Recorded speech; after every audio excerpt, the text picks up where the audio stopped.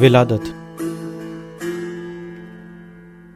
3 ہجری کے رمضان المبارک کی 15ویں تاریخ سے شنبہ منگل کی شب وہ بابرکت تاریخ ہے جس دن اللہ نے اپنے رسول کو پہلا نواسا اور زہرا و علی کو پہلا فرزند عطا کیا، جس کے بارے میں جناب ام الفضل نے یہ خواب دیکھا تھا کہ رسول اکرم صلی اللہ علیہ وآلہ وسلم کے بدن اقدس کا ایک ٹکڑا میری گود میں آ گیا ہے، جس کی تعبیر رسول اکرم صلی اللہ علیہ وآلہ وسلم نے یہ بتائی کہ میری بیٹی فاطمہ کی یہاں فرزند پیدا ہونے والا ہے اور اس کی خدمت و تربیت کا شرف تمہیں حاصل ہوگا۔ نام رکھنے کا مرحلہ جب آیا تو رسول اکرم نے وحی الہی کا انتظار کیا۔ خزانے قدرت سے اللہ نے ایسا نام عطا کیا جو اس سے پہلے کسی کا نہ تھا، یعنی حسن، جو توریت میں شبر کے عنوان سے ذکر ہے۔ ولادت کے بعد رسول اکرم صلی اللہ علیہ وآلہ وسلم نے عقیقے کی رسم ادا کی اور اس طرح اسلام میں اس سنت رسول کا آغاز ہوا۔ امام حسن علیہ السلام نے اپنی زندگی کے ابتدائی 7 سال اپنے نانا رسول خدا صلی اللہ علیہ وآلہ وسلم کے سائے میں گزارے۔ آپ کے نانا آپ سے حد درجہ محبت کرتے تھے، آپ کو اپنے کاندھے پر بیٹھاتے اور فرماتے، یا اللہ میں اسے دوست رکھتا ہوں، تو بھی اسے دوست رکھ۔ جنگ احد 3 ہجری۔ ولادت کا زمانہ جنگ احد کا زمانہ تھا، پھر جنگ خندق کا مرحلہ آیا، جس میں اگر آپ کے بابا علی مرتضیٰ کی دلیرانہ جرأت نہ ہوتی تو شاید رسول اکرم صلی اللہ علیہ وآلہ وسلم کی زندگی کا خاتمہ ہو جاتا اور کل کفر کی جیت ہو جاتی۔ سن 4 ہجری بھائی حسین کی ولادت۔ اللہ نے 4 ہجری 3 شعبان المعظم کو حسین علیہ السلام کی صورت میں ایک بھائی عنایت کیا، لیکن اسی سال آپ کی دادی جناب فاطمہ بنت اسد سلام اللہ علیہا کی وفات ہوئی۔ سن 5 ہجری 5 یا بقول 6 ہجری اللہ نے آپ کو زینب سلام اللہ علیہا کی صورت میں ایک بہن عطا کی۔ سن 6 ہجری صلح حدیبیہ۔ سن 6 ہجری میں صلح حدیبیہ ہوئی۔ امام حسن نے رسول اکرم صلی اللہ علیہ وآلہ وسلم کی زندگی میں اس صلح کا بھی مشاہدہ کیا کہ کس طرح اصحاب نے صلح کے لیے آمادگی ظاہر کی، پھر صاحب منصب کے منصب میں شک کرنے لگے۔ سن 7 ہجری 7 ہجری میں جنگ خیبر ہوئی، جس میں اسلام کا یہودیوں سے مقابلہ ہوا۔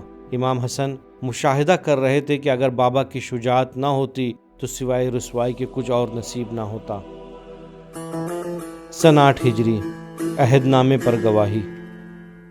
ابھی آپ کی عمر 6 سال بھی مکمل نہیں ہوئی تھی کہ رسول اللہ صلی اللہ علیہ وآلہ وسلم نے طائف ثقیف سے عہد و پیمان باندھا، تو آپ کو اس کمسنی کے باوجود رسول اللہ نے امام حسن اور امام حسین کو اس پیمان کا شاہد بنایا۔ سن 9 ہجری میدان مباہلہ میں آپ کا حاضر ہونا۔ 9 ہجری میں اسلام اور عیسائیت کے درمیان معرکہ پیش آیا، جسے تاریخ مباہلہ کے نام سے جانتی ہے۔ اس صداقت و سچائی کے معرکے میں صرف پنجتن پاک نے شرکت کی۔ امام حسن علیہ السلام کمسنی کی بنا پر رسول اکرم صلی اللہ علیہ وآلہ وسلم کی انگلی پکڑ کر چل رہے تھے۔ ذی الحجہ کے مہینے میں پیغمبر اکرم صلی اللہ علیہ وآلہ وسلم اپنی اکلوتی بیٹی حضرت فاطمہ زہرا سلام اللہ علیہا کے گھر آئے اور کہا، بیٹی میں ضعف محسوس کر رہا ہوں، مجھے چادر یمانی دے دو۔ بی بی نے چادر دی۔ ابھی تھوڑی دیر نہ گزری تھی کہ امام حسن گھر آئے اور کہا، اے مادر گرامی، مجھے نانا کی خوشبو محسوس ہو رہی ہے، اور پھر اجازت لے کر چادر کے سامنے داخل ہو گئے اور آخر میں آیت تطہیر نازل ہوئی۔ سن 10 ہجری میدان غدیر میں۔ میدان غدیر میں امام حسن کا حاضر ہونا۔ 10 ہجری میں رسول اکرم صلی اللہ علیہ وآلہ وسلم آخری حج کے لیے نکلے۔ اس موقع پر امام حسن بھی اپنے نانا اور مادر گرامی کے ساتھ قافلے میں موجود تھے اور اپنی آنکھوں سے دیکھ رہے تھے کہ رسول اللہ مقام غدیر خم کس طرح کجاوے کا منبر بنوا رہے ہیں اور بابا کو ہاتھوں پر اٹھا کر ان کو مولا ہونے کا کس طرح اعلان کر رہے ہیں۔ علامہ امینی نے واقع غدیر کے راویوں میں امام حسن کا بھی نام ذکر کیا ہے۔ سن 11 ہجری غم کا سال۔ یہ سال امام حسن علیہ السلام کے لیے بہت ہی سخت گزرا، اس لیے کہ 11 ہجری 28 رجب کو آپ کے نانا کی وفات ہوتی ہے۔ ابھی آپ صلی اللہ علیہ وآلہ وسلم کی تدفین بھی نہیں ہوتی کہ لوگ آپ کے جنازے کو چھوڑ کر سقیفہ میں جمع ہو جاتے ہیں اور نبی کی تجہیز و تکفین امام علی اور کچھ خاص اصحاب انجام دیتے ہیں۔ نانا رسول خدا کے غم کو برداشت کیے ابھی 75 یا 95 دن بھی نہیں گزرے تھے کہ مادر گرامی فاطمہ زہرا سلام اللہ علیہا کی شہادت واقع ہو جاتی ہے۔ 11 ہجری میں رسول خدا صلی اللہ علیہ وآلہ وسلم کی وفات کے بعد آپ نے مشاہدہ کیا کہ کس طرح سے بابا کی خلافت کو غصب کیا گیا اور رسول کے حقیقی جانشین کو کس طرح سے خلافت سے دور کیا گیا۔ پھر آپ اپنی مادر گرامی کے ساتھ مدینے میں موجود انصار و مہاجرین کے گھر گھر گئے تاکہ وہ لوگ اس غصب شدہ حق کو واپس لینے میں آپ کے بابا کا ساتھ دیں، لیکن افسوس پیغمبر اکرم کی وفات کے وقت تک باغ فدق جناب فاطمہ زہرا سلام اللہ علیہا کے اختیار میں تھا، لیکن جب خلیفہ اول کی خلافت کا زمانہ آیا تو فدق کو بی بی سے چھین لیا گیا۔ جناب فاطمہ زہرا سلام اللہ علیہا اپنے حق کو واپس لینے کی خاطر دربار میں گئیں، اور جب حاکم نے گواہ مانگا تو دختر پیغمبر نے گواہ کے طور پر امام علی، ایمن اور امام حسن و امام حسین کو پیش کیا، لیکن حاکم نے امام حسن اور امام حسین کی گواہی کمسنی کی بنا پر قبول نہیں کی، جبکہ رسول اکرم نے خود اس کمسنی کے عالم میں عہد نامہ ثقیف میں امام حسن و امام حسین کو شاہد بنایا تھا۔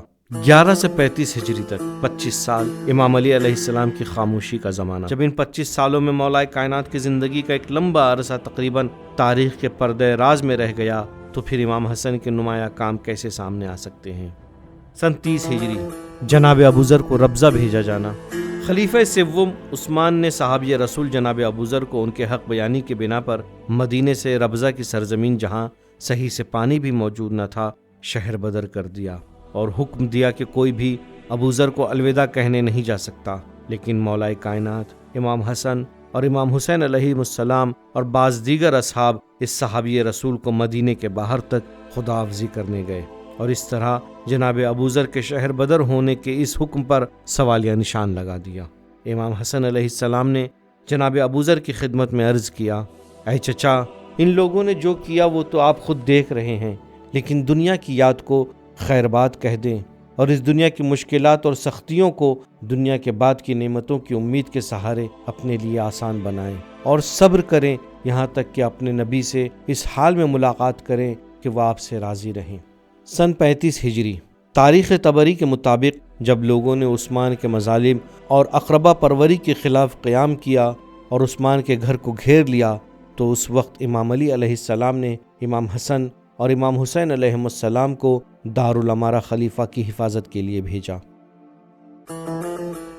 سن 36 ہجری جنگ جمل مولا کائنات کی ظاہری خلافت کے شروع ہونے کے بعد سب سے پہلی جنگ جمل تھی، جس میں امام حسن علیہ السلام کی ذمہ داری میسرہ کی کمان سنبھالنا تھا، اور جب عبداللہ بن زبیر لوگوں کو اپنی شیطنت کے ذریعے امام علی علیہ السلام کے خلاف بھڑکا رہا تھا تو امام حسن علیہ السلام نے اسے جواب دے کر خاموش کرایا اور آخر میں شتر عائشہ کو نہر کر کے اس جنگ کا خاتمہ کیا۔ سن 37 ہجری جنگ صفین میں جب کوفے کے حالات خراب ہوئے تو امیر المومنین علیہ السلام نے امام حسن علیہ السلام کو عمار یاسر کے ہمراہ روانہ کیا تھا کہ کوفے کی فضا کو سازگار بنائیں، اور آپ نے ایک تقریر سے کوفے کے حالات کا رخ تبدیل کر دیا تھا اور تقریباً 9 سے 12 ہزار کا لشکر تیار کیا تھا۔ بابا کے دور حکومت میں جنگوں میں شرکت کے علاوہ کچھ اور اہم کام آپ کے ذمے تھے، جیسے نماز جمعہ کی امامت، لوگوں کے سوالات کے جواب، حکمیت کے بعد عمرو عاص اور ابو موسیٰ کی مکاریوں کو لوگوں کے سامنے بیان کرنا، لوگوں کے درمیان فیصلہ۔ 19 رمضان المبارک مسجد کوفہ میں نماز کی حالت میں ابن ملجم نے آپ کے بابا امام علی علیہ السلام کے سر پر ضربت لگائی، جس کے بعد 21 رمضان المبارک سن 40 ہجری میں شہادت واقع ہوتی ہے۔ سن 40 سے 50 ہجری خلافت کی شروعات۔ مولا کائنات کی شہادت کے بعد اور آپ کے دفن و کفن کے بعد امام حسن علیہ السلام نے مسلمانوں کے مجمع کے سامنے ایک مختصر اور جامع خطبہ دیا۔ خطبہ تمام ہونے کے بعد 40,000 افراد نے آپ کے ہاتھ پر بیعت کی اور آپ خلافت ظاہری کے مالک ہو گئے، اور پھر امام حسن علیہ السلام نے معاویہ کو خط لکھ کر اسے معزول کیا۔ سن 41 ہجری معاویہ سے صلح۔ چند ماہ کی خلافت کے بعد حالات ایسے ہوئے کہ امام کے پاس معاویہ سے صلح کے علاوہ کوئی اور راستہ نہ بچا، اس لیے آپ نے شرط و شروط کے ساتھ صلح کر لیا تاکہ دین محفوظ رہ جائے اور آپ کے شیعوں کی جان بچ جائے۔ صلح معاویہ کے چند دنوں کے بعد امام علیہ السلام نے امام حسین علیہ السلام اور اپنے گھر والوں کے ساتھ کوفے کو چھوڑا اور مدینے واپس آ گئے اور تقریباً 10 سال تک مدینے میں ہی قیام رہا۔ اس دوران امام علیہ السلام کی کچھ اہم کارکردگی یہ تھی: 1. مولائے کائنات نے متعدد باغ، کنویں، کھیت، وادیاں اور گھر وغیرہ وقف کیا تھا جن کا نام تاریخ میں موجود ہے، جیسے عین ابی نیزر، عین موات، عین فاقہ، عین ینبو، ذات کمات، خیف الاراک، خیف لیلہ، خیف بسطاس وغیرہ، جس میں سے بعض صدقے کے طور پر اور بعض فرزندان فاطمہ سلام اللہ علیہا کے لیے قرار دی تھی، اور ان سب کی ذمہ داری امام حسن کے حوالے کی تھی۔ 2.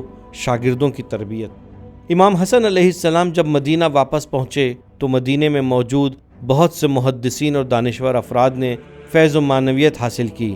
بعض افراد تو وہ تھے جنہوں نے مولائے کائنات سے بھی کسب فیض کیا تھا، اور بعض افراد وہ تھے جنہوں نے صرف امام حسن علیہ السلام کی شاگردی اختیار کی، جیسے جابر ابن خلد، حبیرہ بن مریم، ہلال بن نصاف وغیرہ۔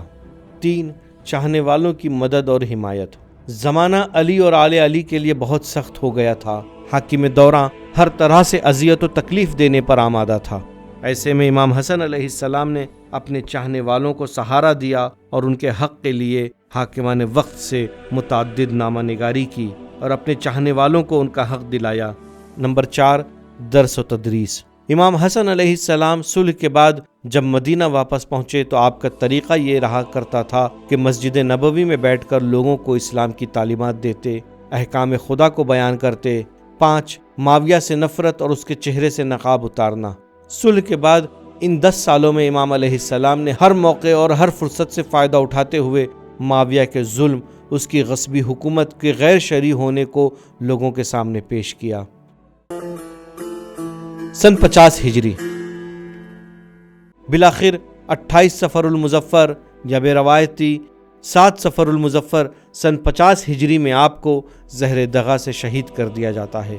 شہادت کے بعد آپ کے جنازے کو نانا کے جوار میں دفن کرنے کے لیے لے جایا گیا، لیکن ہائے افسوس نواسہ رسول اپنے نانا کے جوار میں دفن نہ ہو سکا۔ جنازے پر تیر برسائے گئے۔ آخر میں امام حسن علیہ السلام نے جنت البقیع میں سپرد لحد کیا۔